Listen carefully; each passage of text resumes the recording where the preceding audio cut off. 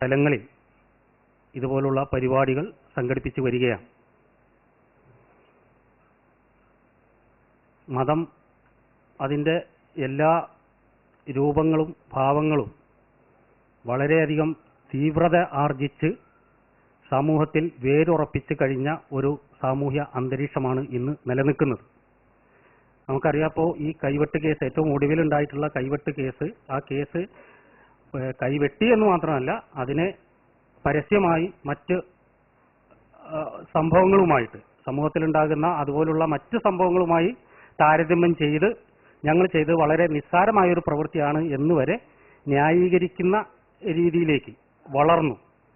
രാഷ്ട്രീയ പാർട്ടികളൊക്കെ, എല്ലാ പ്രസ്ഥാനങ്ങളും തന്നെ അതിന് എല്ലാവിധ ഒത്താശകളും ചെയ്തു കൊടുക്കുകയും ചെയ്തിട്ടുണ്ട്. അതുകൊണ്ടാണ് ഇത്രയധികം വളർന്നു വന്നത്. ഞാൻ കൂടുതൽ പറയുന്നില്ല. ഇവിടെ നമ്മൾ 3 മണിക്ക് ക്ലാസ് ആരംഭിക്കണം എന്നാണ് വിചാരിച്ചിട്ടുണ്ടായിരുന്നത്. 3-3.5 മണിക്കൂർ ക്ലാസ് ഉണ്ടാവും ഇവിടെ. പിന്നെ അതുകൊണ്ട് കൂടുതൽ ദീർഘിപ്പിക്കുന്നില്ല. ഇവിടെ ഈ ക്ലാസ് എടുക്കാൻ വന്നിട്ടുള്ളത് Thiruvananthapuram university college professor C Ravichandran സാറാണ്.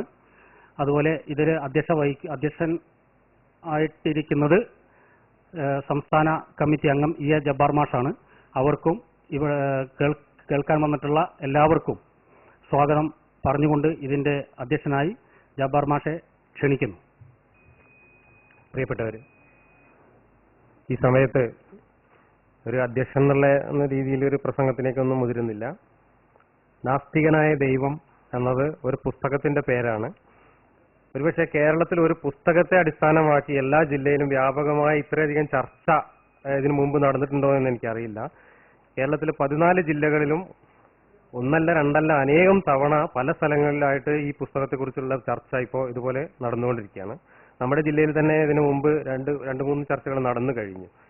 ഈ പുസ്തകത്തിന്റെ പ്രത്യേകത ഇന്ന് യൂറോപ്പിലും അമേരിക്കയിലും ഒക്കെ ഏറ്റവും അധികം ചർച്ച ചെയ്യപ്പെടുകയും കഴിഞ്ഞ 2 വർഷത്തിന്റെ ഉള്ളിൽ ഏറ്റവും അധികം വിൽക്കപ്പെടുകയും വായിക്കപ്പെടുകയും ചെയ്ത ഒരു പുസ്തകത്തിന്റെ മലയാളത്തിലുള്ള പഠനമാണ് ഈ പുസ്തകം.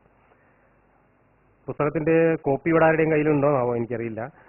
ഏതായാലും ഈ പുസ്തകം ഞങ്ങളെ യുക്തിവാദികളെ സംബന്ധിച്ചിടത്തോളം എനിക്ക് ഉറപ്പിച്ച് പറയാൻ കഴിയും, കേരളത്തിലെ യുക്തിവാദ സാഹിത്യ രംഗത്ത് ഇത്രയും ഫലപ്രദമായ ഒരു കൈപ്പുസ്തകം എന്ന പോലെ യുക്തിവാദികൾക്ക് റെഫറൻസിന് ഉപയോഗിക്കാവുന്നതും ആധുനിക യുക്തിവാദത്തെ, അതായത് നവീനമായ പരിപ്രേക്ഷ്യങ്ങളെ, യുക്തിവാദത്തിന്റെയും നിരീശ്വരവാദത്തിന്റെയും അതുമായി ബന്ധപ്പെട്ട ആധുനിക പരിപ്രേക്ഷ്യങ്ങളെ ഇത്രയും ശാസ്ത്രീയമായി പരിചയപ്പെടുന്ന മറ്റൊരു പുസ്തകം മലയാളത്തിൽ ഇറങ്ങിയിട്ടില്ല. ഈ പുസ്തകം യുക്തിവാദികളായ എല്ലാവരും വായിച്ചാൽ മാത്രം പോരാ, കൈവശം ഓരോന്ന് സൂക്ഷിക്കുകയും കൂടെ വേണം. കാരണം അടുത്ത കാലത്ത് യുക്തിവാദ ആശയങ്ങൾക്കെതിരായിട്ടും യുക്തിവാദികൾ അവതരിപ്പിക്കുന്ന ചിന്തകൾക്കെതിരായിട്ടും ഏറ്റവും പുതിയ ശാസ്ത്രത്തിന്റെ സങ്കേതങ്ങൾ ഉപയോഗിച്ചുകൊണ്ട്, ഏറ്റവും പുതിയ ശാസ്ത്രീയമായ അറിവ് ആർജിച്ചുകൊണ്ട് അവതരിപ്പിക്കുന്ന എല്ലാ ആർഗ്യുമെന്റുകളെയും റിച്ചാർഡ് ഡോക്കിൻസ് ആ പുസ്തകത്തിൽ കൈകാര്യം ചെയ്തിട്ടുണ്ട്. അതിന് അദ്ദേഹം ഒരു ജീവശാസ്ത്രജ്ഞനാണ്. അമേരിക്കയിലെ ഒരു ജീവശാസ്ത്രജ്ഞന്റെ ആവാസ വ്യവസ്ഥയിൽ നിന്നുകൊണ്ട് അദ്ദേഹം എഴുതിയ ആ പുസ്തകത്തിന് മലയാളക്കരയിലെ പ്രത്യേക ആവാസ വ്യവസ്ഥയിൽ നിന്നുകൊണ്ട് നമുക്ക് പരിചിതമായ ഒട്ടേറെ അനുബന്ധ ഉദാഹരണങ്ങളിലൂടെ കൂടുതൽ നമുക്ക് മനസ്സിലാവുന്ന ഭാഷയിൽ വിശദീകരിക്കുന്ന ഒരു നല്ല പുസ്തകമാണ് രവിചന്ദ്രൻ സാർ എഴുതിയിട്ടുള്ള നാസ്തികനായ ദൈവം. ഇതിനകത്ത് ഇന്ന് നിരീശ്വരവാദത്തെ എതിർക്കുന്ന ആളുകൾ പുതിയ ദൈവങ്ങളെ അവതരിപ്പിച്ചുകൊണ്ടിരിക്കുകയാണ്. ഞാൻ എപ്പോഴും പറയാറുള്ളത് പോലെ ഇന്ന് ഡാർവിന്റെ പരിണാമ സിദ്ധാന്തത്തിൽ പറയുന്ന ഈ സർവൈവൽ ഓഫ് ദി ഫിറ്റസ്റ്റ് എന്ന് പറയുന്ന ആശയമുണ്ട്.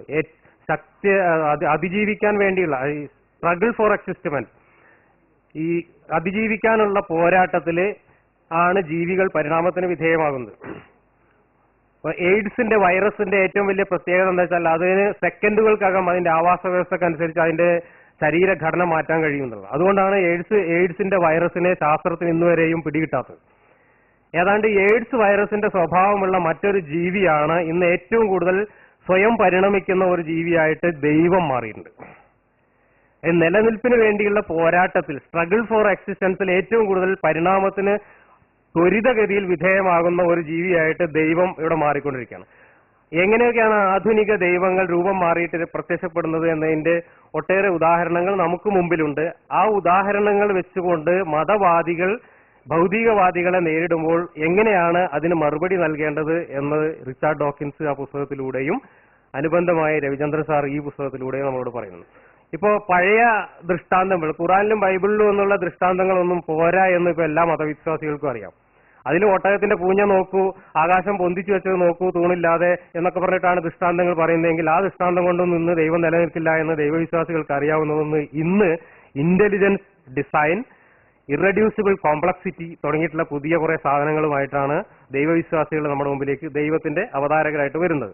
എന്താണ് ഇന്റലിജൻസ് ഡിസൈന്, അതിന് നൽകാനുള്ള മറുപടി എന്താണ്, എന്താണ് ഇറഡ്യൂസിബിൾ കോംപ്ലക്സിറ്റി, അതിന് നൽകുന്ന മറുപടി എന്താണെന്നൊക്കെ വളരെ വിശദമായി രസകരമായ ഉദാഹരണങ്ങളിലൂടെ ഈ പുസ്തകത്തിൽ അവതരിപ്പിച്ചിട്ടുണ്ട്. അതുപോലെ തന്നെ ഈ പരിണാമ സിദ്ധാന്തത്തെ ഇന്ന് പോപ്പ് പോലും അംഗീകരിച്ചു കഴിഞ്ഞു. അതായത് ക്രിസ്തുമതം ലോകത്ത് കത്തോലിക്ക സഭ ഉൾപ്പെടെ ക്രിസ്തുമതം പരിണാമ സിദ്ധാന്തത്തെ അംഗീകരിച്ചു കഴിഞ്ഞു. ഇന്ന് പരിണാമ സിദ്ധാന്തത്തിന്റെ പിന്നാലെ ഈ ചില നാട്ടിൽ ഈ നാടൻ പട്ടികളുണ്ട്. ഈ ഏത് ജന്തു വന്നാലും അതിന്റെ പിന്നാലെ ഒന്ന് കുറച്ച് പായും. അതിന്റെ ഇടയ്ക്ക് വല്ല കാറൊക്കെ വന്നാൽ കാറിന്റെ പിന്നാലെയും കുറച്ച് പായും. ലോറി വന്നാൽ അതിന്റെ പിന്നാലെയും കുറച്ച് പായും. അതേപോലെ ഈ പരിണാമ സിദ്ധാന്തത്തിന്റെ പിന്നാലെ കുറച്ച് ചാടിക്കൊണ്ട് പായുന്ന ഒരു വിഭാഗം മാത്രമേ ഇന്ന് ലോകത്തുള്ളൂ. അത് മുസ്ലിം ഫണ്ടമെന്റലിസ്റ്റുകളാണ്, മുസ്ലിം മതവാദികളാണ്.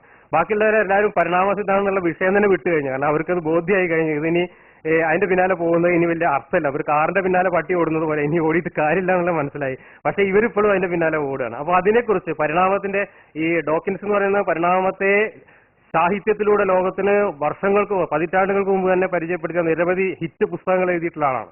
76 അദ്ദേഹം എഴുതിയിട്ടുള്ള സെൽഫിഷ് ജീൻ, 72 76 എഴുതിയിട്ടുള്ള സെൽഫിഷ് ജീനൊക്കെ ഈ ശാസ്ത്ര രംഗത്ത് വളരെയേറെ ചർച്ച ചെയ്യപ്പെട്ടിട്ടുള്ള പുസ്തകങ്ങളാണ്. അതുപോലെ യാദൃശ്ചികതാവാദം, പ്രകൃതി നിർദ്ധാരണം എന്ന് പറയുന്ന സംഭവം യാദൃശ്ചികമായിട്ടാണോ പ്രപഞ്ചം ഉണ്ടായത് അതോ ഒരാൾ ആസൂത്രിതമായിട്ടുണ്ടാക്കിയതാണോ എന്നുള്ള വാദത്തില് വളരെ ശാസ്ത്രീയമായി മറുപടി നൽകുന്നുണ്ട്. പ്രകൃതി നിർദ്ധാരണം എന്ന വളരെ വിശദമായ അധ്യായത്തിലൂടെ ഈ പുസ്തകത്തിൽ മറുപടി നൽകുന്നുണ്ട്. അതുപോലെ എക്സ്ട്രാ ടെറസ്ട്രിയൽ ET എന്ന് പറയുന്ന പ്രതിഭാസം, അതീന്ദ്രിയ ജ്ഞാനം എന്ന് പറയുന്ന പ്രതിഭാസം, മതവും ധാർമ്മിക മൂല്യങ്ങളും തമ്മിലുള്ള ബന്ധം എന്താണ് തുടങ്ങിയിട്ടുള്ള ഒരുപാട് പ്രസക്തമായ വിഷയങ്ങൾ, പ്രത്യേകിച്ച് ഇന്നത്തെ കാലത്ത് യുക്തിവാദികൾക്കെതിരെ മതവാദികളുടെ രംഗത്തുള്ള ബുദ്ധിയും അറിവുമുള്ള വിശ്വാസികൾ ഉന്നയിക്കുന്ന എല്ലാവിധ ആർഗ്യുമെന്റുകൾക്കും ശാസ്ത്രീയമായി മറുപടി നൽകുന്ന ഈ പുസ്തകം എല്ലാവരും വായിക്കണമെന്നും സൂക്ഷിക്കണമെന്നും ഈ പുസ്തകത്തെ കുറിച്ചുള്ള ചർച്ചയിൽ സാർ അതിനെക്കുറിച്ച് വിശദമായിട്ട് ഇവിടെ സ്ലൈഡുകൾ കാണിച്ചുകൊണ്ട് അവതരിപ്പിക്കും. അതിനുശേഷം സമയമുണ്ടെങ്കിൽ നമുക്ക്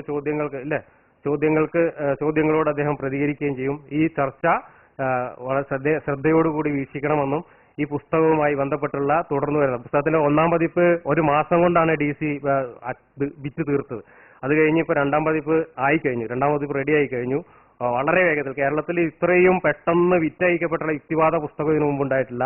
അപ്പൊ ഞാനീ പറഞ്ഞതാണ്, ആധുനിക വർത്തമാന കേരളത്തില് ഏറ്റവും അധികം വായനക്കാരും മാർക്കറ്റും ഉണ്ട് എന്ന് അറിഞ്ഞതുകൊണ്ട് തന്നെയാണ് ഈ പുസ്തകത്തെ DC പോലും പബ്ലിഷ് ചെയ്യാൻ തയ്യാറായിട്ടുള്ളത്. അപ്പൊ അങ്ങനെയുള്ള ഒരു പുസ്തകത്തിനെ അടിസ്ഥാനമാക്കിയുള്ള ഈ ചർച്ച നിങ്ങൾ എല്ലാവരും ശ്രവിക്കണമെന്നും അതിനോട് ക്രിയാത്മകമായി പ്രതികരിക്കണമെന്നും അഭ്യർത്ഥിച്ചുകൊണ്ട് ഈ ക്ലാസ് കൈകാര്യം ചെയ്യുന്നതിന് വേണ്ടി രവിചന്ദ്ര സാറിനെ ക്ഷണിക്കുന്നു.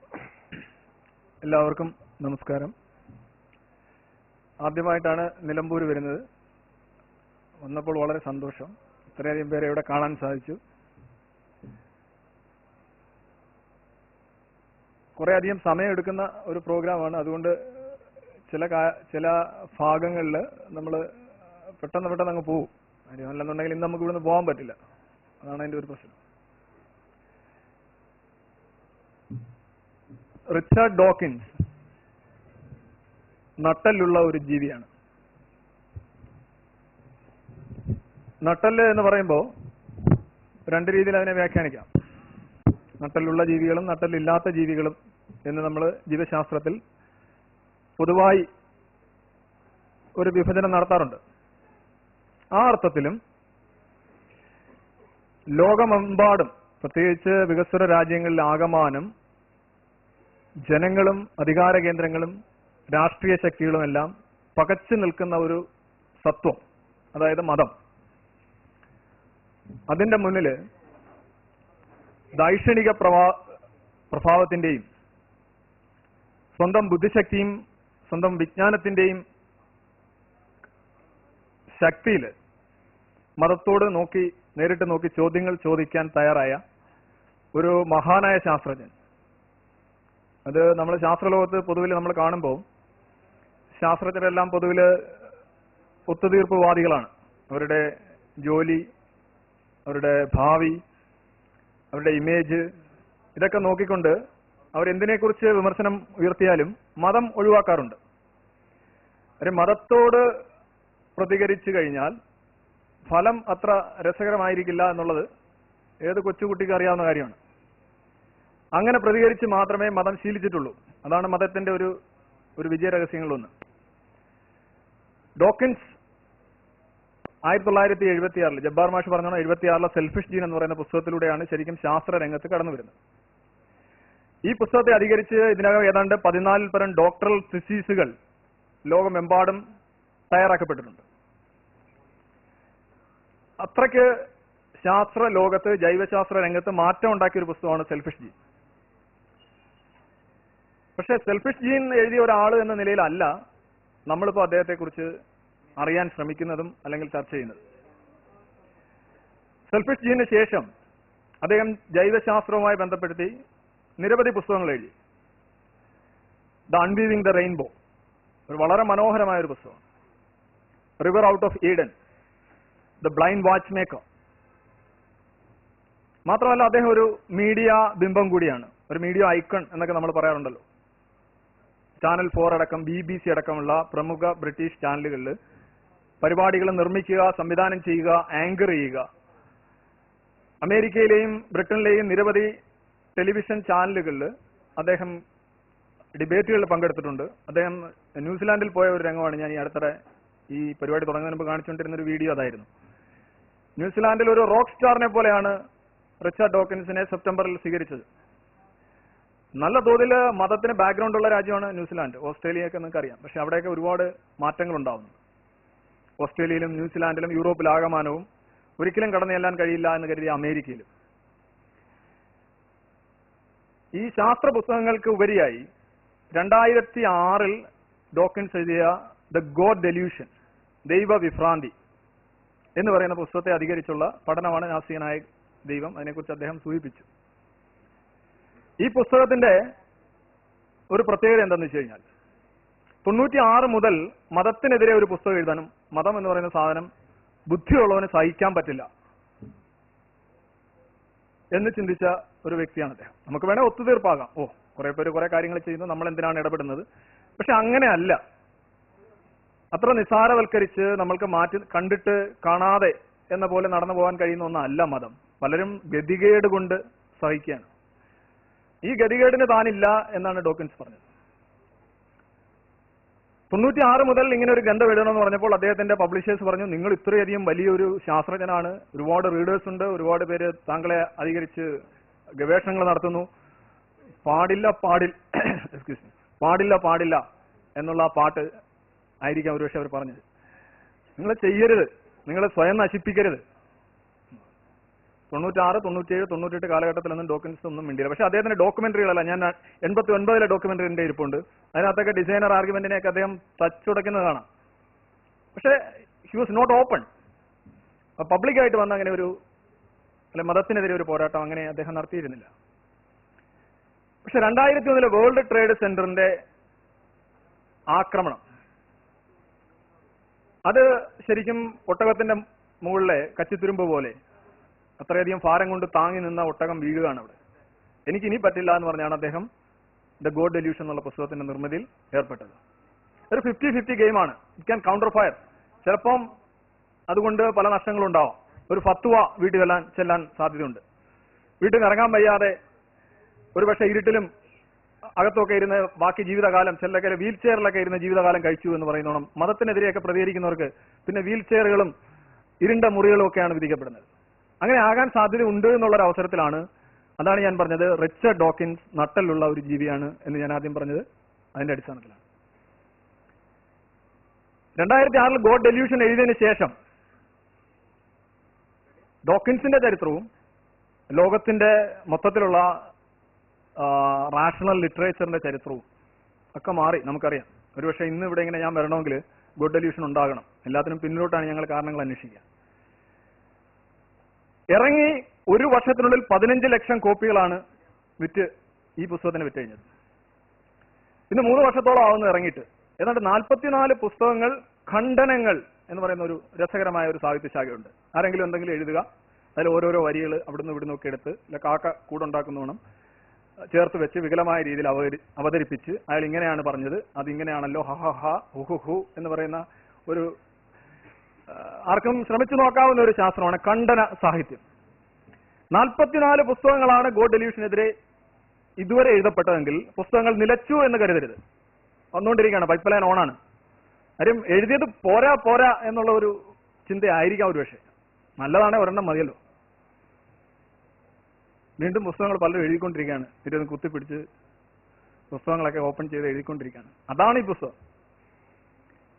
ആ പുസ്തകത്തിനെ കുറിച്ചൊരു പഠനമാണ് സ്വാഭാവികമായിട്ടും മലയാളത്തിൽ.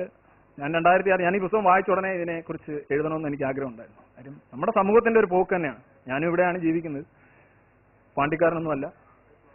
അപ്പം ബാക്കി കാര്യങ്ങൾ നിങ്ങൾക്ക് മനസ്സിലാവുമെന്ന് ഞാൻ കരുതുന്നു. പ്ലീസ്. ഈ പുസ്തകം എഴുതപ്പെട്ടത് ഡോക്കിൻസിനോളം തന്നെ പ്രശസ്തി ഉണ്ടായിരുന്ന പ്രമുഖ സയൻസ് ഫിക്ഷൻ റൈറ്ററായ ഡഗ്ലസ് ആഡംസിന്റെ സ്മരണാർത്ഥമാണ്, അല്ലെങ്കിൽ അദ്ദേഹത്തിനാണ് ഈ പുസ്തകം ഡെഡിക്കേറ്റ് ചെയ്തിരിക്കുന്നത്. ആരാണ് ഈ ഡഗ്ലസ് ആഡംസ്? ഡഗ്ലസ് ആഡംസ് ഡോക്കിൻസിന്റെ ഭാര്യയായ ലലാ വാർഡിന്റെയും ഡോക്കിൻസിന്റെയും പൊതു സുഹൃത്താണ്. ഒരു ജന്മദിന പാർട്ടിയിൽ വെച്ചാണ് ശരിക്കും ലാലയെ ഡോക്കിൻസിന് ഡഗ്ലസ് ആഡംസ് പരിചയപ്പെടുത്തുന്നത് പോലും. അതിനുശേഷം ഡഗ്ലസ് ആഡംസിനെ കുറിച്ച് പറയുകയാണെങ്കിൽ ഡോക്കിൻസിനേക്കാൾ കൂടുതൽ വായനക്കാരനുണ്ടായിരുന്ന ഒരു റൈറ്ററായിരുന്നു. സയൻസ് ഫിക്ഷൻ രംഗത്ത് ഒരു പുതിയ ദിശാബോധം തന്നെ നൽകിയ ഇംഗ്ലീഷ് ഫിക്ഷൻ റൈറ്ററായിരുന്നു ഡഗ്ലസ് ആഡംസ്. 2001 ഹൃദയാഘാതം മൂലം അദ്ദേഹം മരണമടഞ്ഞു.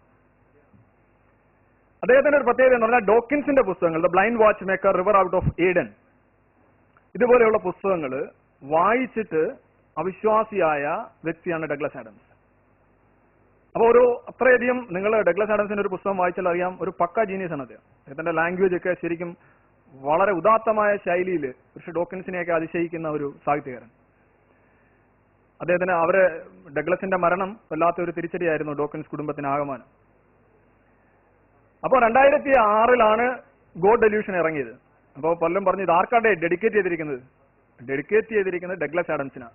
അവൻ എവിടെ? അയാളുടെ കാര്യം കഴിഞ്ഞു. അപ്പോൾ ഒരു പുസ്തകം ഡെഡിക്കേറ്റ് ചെയ്തവന്റെ കാര്യം ഇതാണെങ്കിൽ ഇത് വായിക്കുന്ന നിങ്ങളുടെ കാര്യം പറയാനുണ്ടോ? ആ രീതിയിലുള്ള പ്രചരണങ്ങൾ വരെ വരികയുണ്ടായി. അതായത് ആർക്കു വേണ്ടിയാണോ ഈ പുസ്തകം ഡെഡിക്കേറ്റ് ചെയ്തത് അയാൾ കാഞ്ഞുപോയി.